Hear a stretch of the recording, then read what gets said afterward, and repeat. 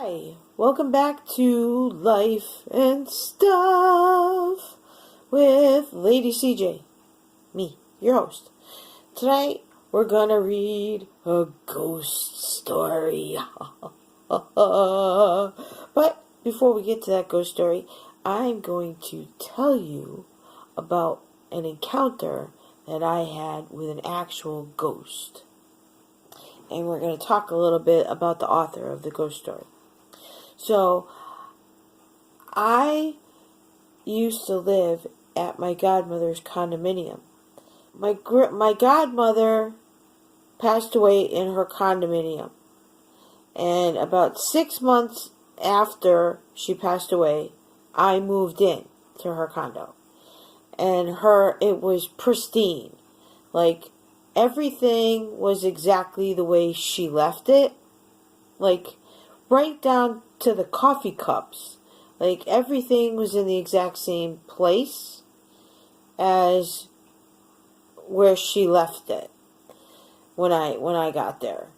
The only thing that was, like, different, I mean, obviously, like, her clothes were removed, that kind of stuff, but her furniture was still there, and, you know, like, her dishes and pots and pans, things like that. So, I move in, and I'm, like, it was, like, a one-bedroom condo, and so I'm laying on the futon watching TV. And so it was like you walked in through the door and you went, and there's like a little kitchenette area with an attached dining room, and then like you kept going through like an open hallway, and there was like an open living room area, and then if you kept going through the hallway more, there was the bedroom and then the bathroom. So I'm in the middle room, the big middle room on the futon. And I swear to God, I could hear someone in the kitchen, like as if they were making coffee. And then I got the weirdest, like, sensation that came over me, and I could actually smell a cup of coffee. Like somebody was actually making a cup of coffee. I could hear coffee cups clanking together and could actually smell like coffee was brewing. And my godmother loved coffee. I mean, loved coffee. It was as if she was in that kitchen making herself a pot of coffee. I am not even kidding. It was craziness. And then you could hear like steps, like somebody walking from the bedroom into the kitchen. I'm like, who just walked past me? Somebody just walked past me. You can feel like a breeze of somebody walk by you. Television would like come on by itself or shut off by itself. I'm honest to God, I am not even exaggerating. This is God's honest truth. And she passed away from cancer, and it was the saddest thing because I was in the condo with her the night she died. My mother and I were there the night she passed, and it was really sad. It was a hard thing to see her go the way she went, because she was a big part of my life, but yeah, like, and she was a smoker, like a really heavy smoker, smoked a lot, like two plus packs of cigarettes a day.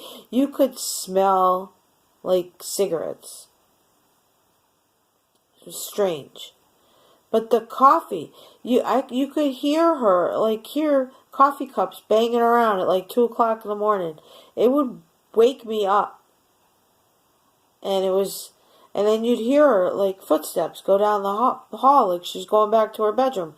Because that's where she would watch TV. She would come out into the kitchen, make a cup of coffee, and then go down to her bedroom and watch TV. So it was like she was going through that same routine in death. It was super creepy. And I never said anything to my son because he slept in that bedroom. So he probably, and he was just little. I mean, he was little. So he probably would have freaked out if I would have said to him, "Has that choice? Have you felt like the bed move? Have you felt like anybody in there with you?"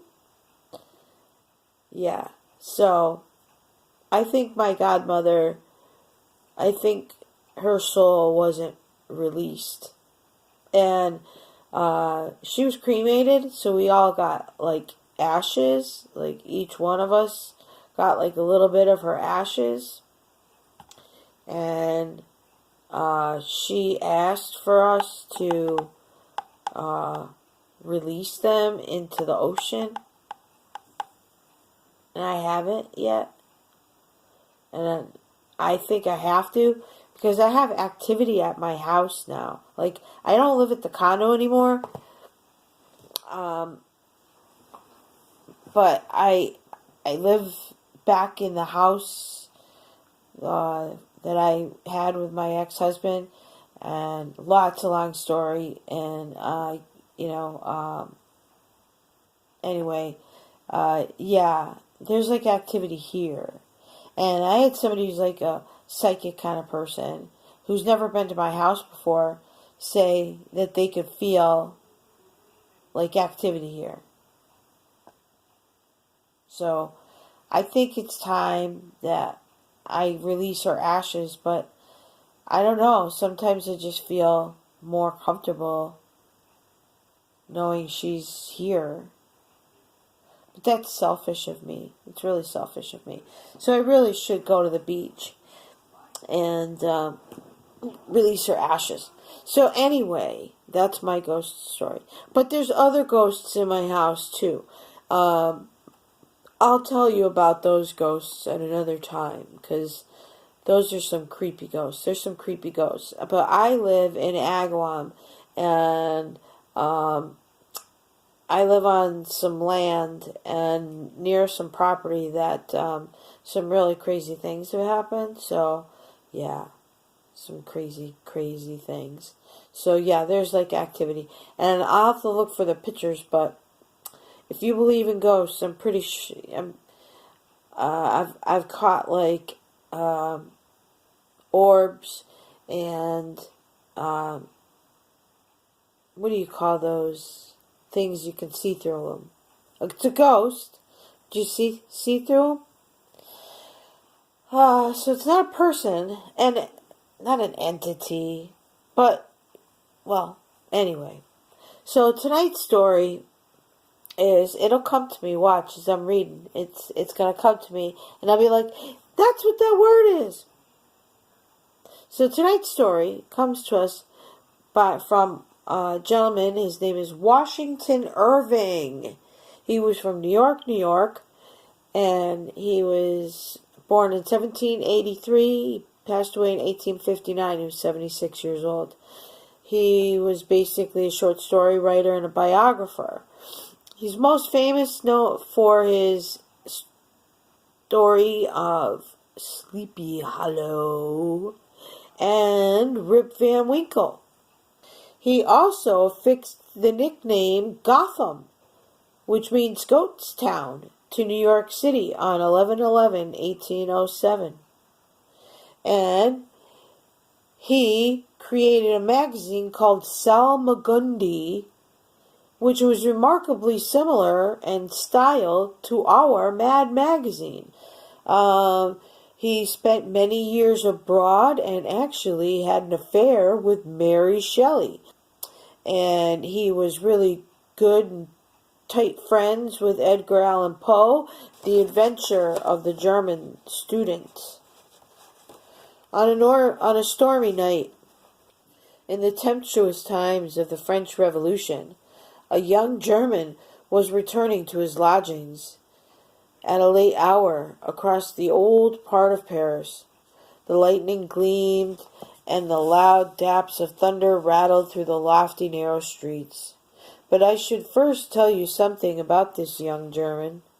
Gottfried Wolfgang was a young man of a good family. He had studied for some time at Göttingen, but being of a visionary and enthusiastic character, he had wandered into those wild and speculative doctrines which have so often bewildered German students. His secluded life, his intense application, and the singular nature of his studies had an effect on both mind and body. His health was impaired, his imagination diseased. He had been indulging in fanciful speculations on spiritual essences, until, like Swedenborg, had an ideal world of his own around him. He took up a notion, I do not even know from what cause, that there was an evil influence hanging over him, an evil genius or spirit seeking to ensnare him and ensure his perdition. Such an idea, working on his melancholy temperament, produced the most gloomy effects. He became haggard and desponding. His friends discovered the mental malady preying upon him, and determined that the best cure was a change of scene. He was sent, therefore, to finish his studies amidst the splendors and gaieties of Paris. Wolfgang arrived at Paris at the breaking out of the Revolution. The popular delirium at first caught his enthusiastic mind, and he was captivated by the political and philosophical theories of the day. But the scenes of blood which followed shocked his sensitive nature, disgusted him with society and the world, and made him more than ever a recluse. He shut himself up in solitary apartment at the Pays Latin, a quarter of students. There, in a gloomy street not far from the monastic walls of the Sorbonne, he pursued his favorite speculations.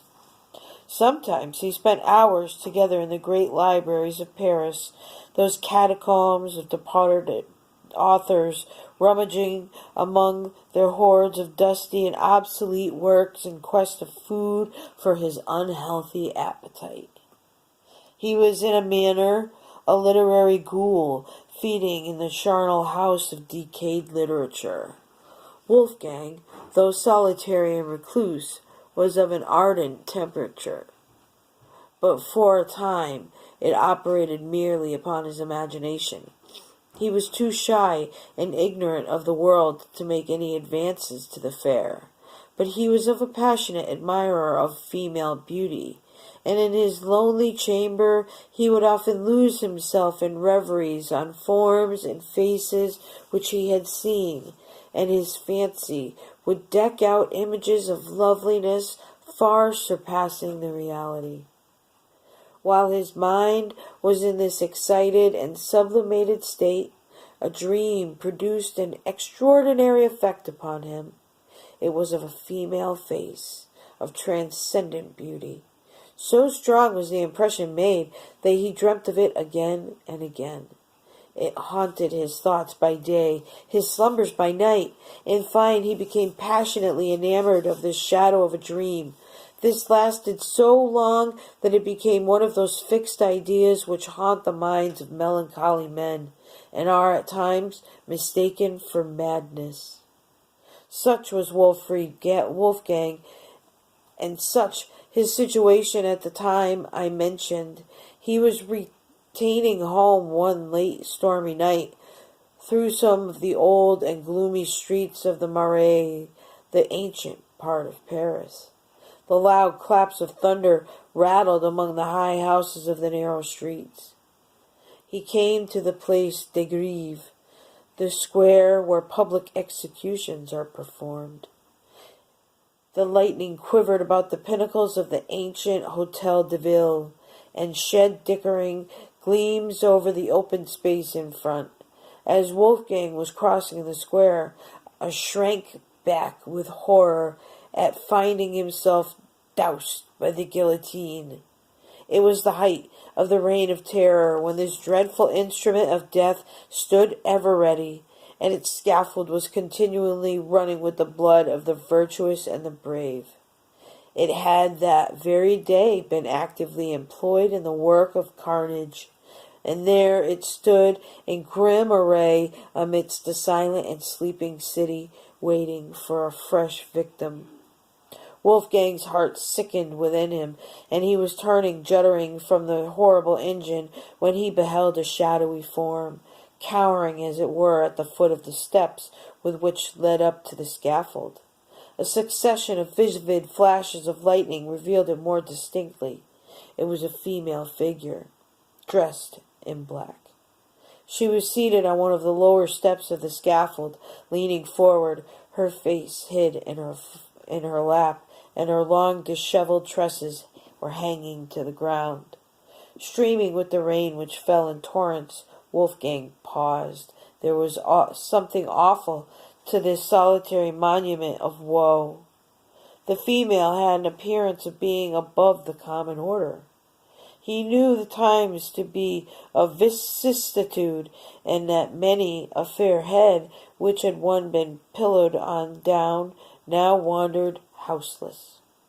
Perhaps this was just some poor mourner whom the dreadful axe had rendered desolate, and who sat here broken-hearted on the strand of existence, from which all that was so dear to her had been launched into eternity. He approached and addressed her in the accents of sympathy. She raised her head and gazed wildly at him. What was his astonishment at beholding, by the bright glare of the lightning, that very face which had haunted him in his dreams. It was pale and disconsolate, but ravishingly beautiful. Trembling with violent and conflicting emotions, Wolfgang again accosted her. He spoke something of her being exposed at such an hour of the night and to the fury of such a storm, and offered her to conduct to her friends. She pointed to the guillotine with a gesture of dreadful signification. "I have no friend on earth," she said. "But you have a home," said Wolfgang. "Yes, in the grave." To the heart of the student melted at the words. "If a stranger dare make an offer," said he, "without danger of being misunderstood, I would offer my humble dwelling as a shelter, myself as a devoted friend. I am friendless myself in Paris, and a stranger in the land. But if my life could be of service, it is at your disposal, milady, and should be sacrificed before harm or indignity should come to you." There was an honest earnestness in the young man's manner that had its effect. His foreign accent, too, was in his favor, for it showed him to not be a hackneyed inhabitant of Paris. Indeed, there is an eloquence in his true enthusiasm that is not to be doubted. The homeless stranger confided her implicity to the protection of the student. He supported her faltering steps to the Pont Neuf, and by the place where the statue of Henry IV had been overthrown by the populace. The storm had abated, and the thunder rumbled in the distance. All Paris was quiet. That great volcano of human passion slumbered for a while, to gather fresh strength for the next day's eruption. The student conducted his charge through the ancient streets of the Pays Latin, and by dusky walls of Sorbonne, to the ancient and great dingy hotel which now lay inhabited. The old portress who admitted them stared with surprise at the unusual sight of the melancholy Wolfgang with his female companion. On entering his apartment, the student, for the first time, blushed at the scantiness and indifference of his dwelling. He had but one chamber, an old-fashioned saloon, heavily carved and fantastically furnished with the remains of former magnificence, for it was one of those hotels in the quarter of the Luxembourg Palace which had once belonged to nobility. It was lumbered with books and papers and all the usual apparatus of a student, and his bed stood in a recess at one end. When lights were brought, and Wolfgang had a better opportunity of contemplating the stranger, he was more than ever intoxicated by her beauty. Her face was pale, but of a dazzling fairness, set off by a profusion of raven hair that hung clustering about it. Her eyes were large and brilliant, with a singular expression approaching almost wilderness. As far as her black dress permitted her shape to be seen, it was of perfect symmetry. Her whole appearance was highly striking, though she was dressed to the simplest style. The only thing approaching to an ornament which she wore was a broad black band round her neck, clasped by a diamond. The perplexity now commenced with the student how to dispose of the helpless being thus thrown upon his protection. He thought of abandoning his chamber to her and seeking shelter for himself elsewhere. Still, he was fascinated by her charms.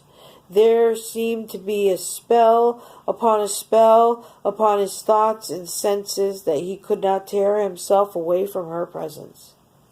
Her mannerisms, too, singular and unaccountable. She spoke no more of the guillotine. Her grief had abated. The intention of the student had won first her confidence, and then, apparently, her heart.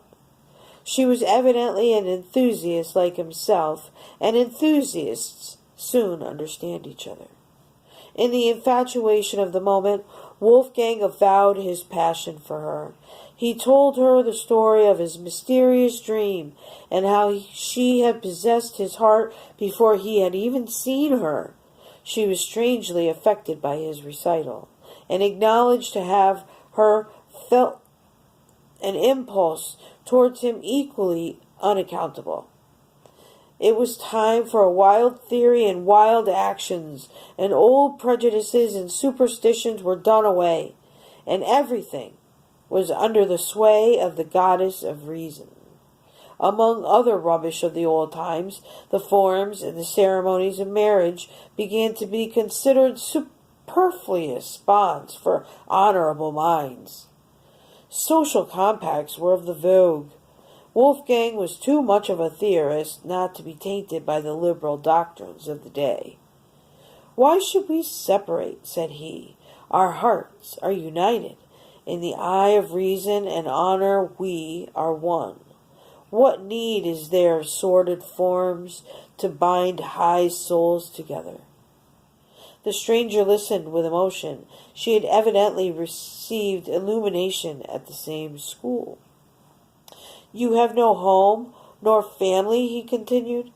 "Let me be everything to you, or rather, let us be everything to one another. If form is necessary, form shall be observed. There is my hand. I pledge myself to you forever." "Forever?" said the stranger. "Forever," repeated Wolfgang. The stranger clasped the hand extended to her. "Then I am yours," murmured she, and she sank upon his bosom. The next morning the student left his bride sleeping, and sallied forth at an early hour to seek more spacious apartment, suitable to the change in his situation. When he returned, he found the stranger lying with her head hanging over the bed, and one arm thrown over it.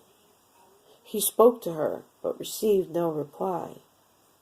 He advanced to awaken her from her uneasy posture. On taking her hand, it was cold. There was no pulsation. Her face was pallid and ghastly. In a word, she was a corpse. Horrid and frantic, he alarmed the house. A scene of confusion ensued. The police were summoned. As an officer of police entered the room, he stared back upon beholding the corpse. "Great heaven!" cried he. "How did this woman come here?" "Do you know anything about her?" cried Wolfgang eagerly. "Do I?" exclaimed the police officer. "She was guillotined yesterday." He stepped forward, undid the black collar round the neck of the corpse, and the head rolled to the floor.